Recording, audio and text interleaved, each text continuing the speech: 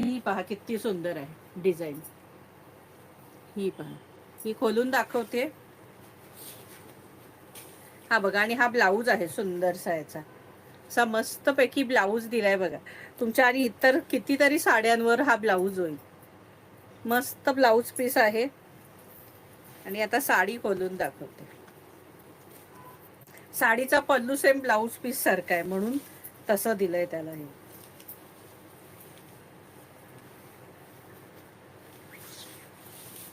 हे हा पदर आहे साडीचा, तसाच ब्लाऊज दिलेला आहे अगदी.